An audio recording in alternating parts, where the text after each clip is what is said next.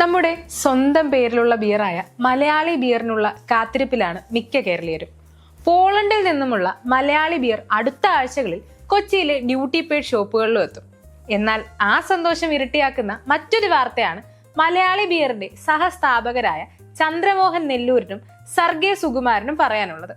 Malayali beer കുടുംബത്തിൽ നിന്നും അടുത്തതായി വരുന്നത് ഒരു വോഡ്കയാണ്. പേര് യക്ഷി വോഡ്ക. സെപ്റ്റംബറിലാണ് യക്ഷിയെ വിപണിയിൽ ഇറക്കുന്നത്. മലയാളി ഉടമസ്ഥതയിലുള്ള കമ്പനികളായ ടൈക്ക, റൂസ്റ്റർ വോഡ്ക, മന്ദാകിനി, മഹാറാണി പൊമലോ വോഡ്ക എന്നിവയ്ക്കൊപ്പം ഇനി യക്ഷിയെയും ആളുകൾക്ക് ലഭിക്കും.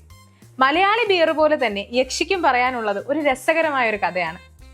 തങ്ങളുടെ 0% ആൽക്കഹോൾ ഉൽപ്പന്നമായ മലയാളി ഹബീബിയുടെ അവശിഷ്ട ഉൽപ്പന്നങ്ങളിൽ നിന്നാണ് ഈ യക്ഷി വോഡ്ക പിറന്നതെന്നാണ് അവർ പറയുന്നത്. ഒരു വ്യവസായി അവരോട് ഒരു കാര്യം പറഞ്ഞു: 0% ആൽക്കഹോൾ ബിയർ ഉണ്ടാക്കി കൊടുക്കുകയാണെങ്കിൽ അത് അദ്ദേഹത്തിന്റെ മാളിൽ വിൽക്കാമെന്ന്. പക്ഷേ ആ ബിയറിൽ ഒരു തുള്ളി ആൽക്കഹോൾ പോലും ഉണ്ടാകരുതെന്നും അദ്ദേഹം വ്യക്തമാക്കി പറഞ്ഞു. അങ്ങനെ ഒരു ബിയർ ഉണ്ടാക്കുന്നത് വളരെയധികം ചെലവേറിയതും സമയമെടുക്കുന്നതുമായ ഒരു പ്രക്രിയയാണ്.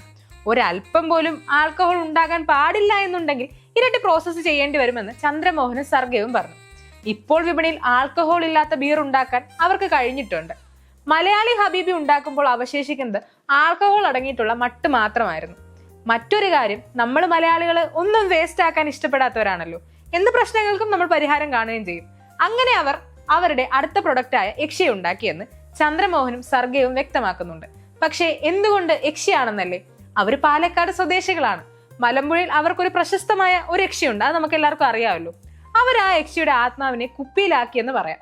കുപ്പിയുടെ ശരിയായ രൂപകൽപ്പന കൊണ്ടുവരാൻ അവർ ശ്രമിക്കുകയാണ് എന്നവർ വ്യക്തമാക്കുന്നുണ്ട് കേട്ടോ. യക്ഷിയുടെ സൗന്ദര്യത്തോട് സാമ്യമുള്ള രീതിയിലായുള്ള കുപ്പിയാകുമെന്നും ഇരുവരും കൂട്ടിച്ചേർത്തു. മലയാളി ബിയറിനെ സംബന്ധിച്ചിടത്തോളം കൊച്ചിക്ക് ശേഷം ഇരുവരുടെയും അടുത്ത കേന്ദ്രം തിരുവനന്തപുരം വിമാനത്താവളമായിരിക്കും. ബംഗളൂരും അവരുടെ ലിസ്റ്റിലുണ്ട്.